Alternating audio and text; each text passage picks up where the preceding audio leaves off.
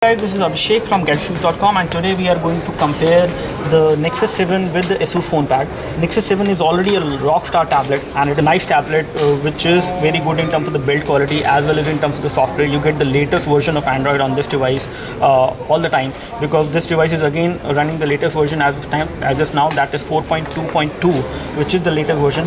Whereas we have an Asus Fonepad over here right now, which is launched today from Asus, and it is now available in India for a price of around 15,000 Indian rupees, which is actually very near to the price at which the Nexus 7 comes over here in India.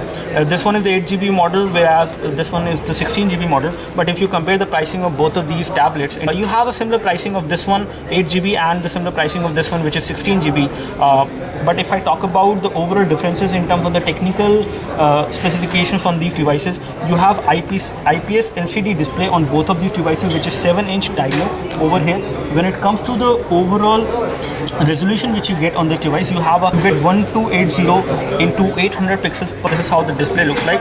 I would say the display is a little bit brighter over here. Let me just turn off the automatic brightness on this device. Okay, so both the devices are fairly bright, equally good. And if I talk about the other specifications on these devices, you get 216 pixels per inch on both of these devices as far as the display is concerned. As far as the other things are concerned, you get 1.2 megapixel camera, the front camera on both of these devices.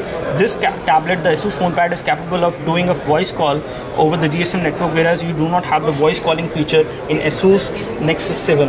You have a 1.2 gigahertz NVIDIA Tegra 3 processor on this device, whereas you have an Intel 1.2 gigahertz single core Intel Atom Z2420 processor on this device.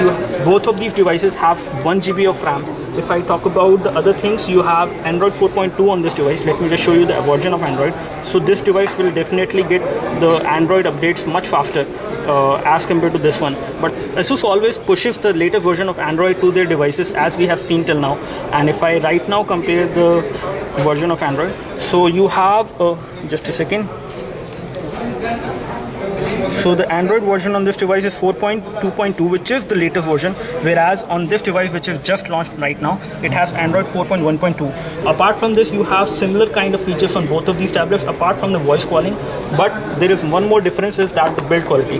You have a fairly good build quality over here with a metal back over here. This part is plastic, whereas this is metallic, and you have matte finish over here, which is much more premium as compared to the Nexus 7, which has a rubberized finish. Again, this one is fairly good for resisting any kind of scratches, but you will see the scratches over here quite easily if it falls down. Apart from this, you have the voice calling and the micro SD expansion card slot on the Asus Fonepad. As you can see, you have the micro SIM slot and the micro SD card slot.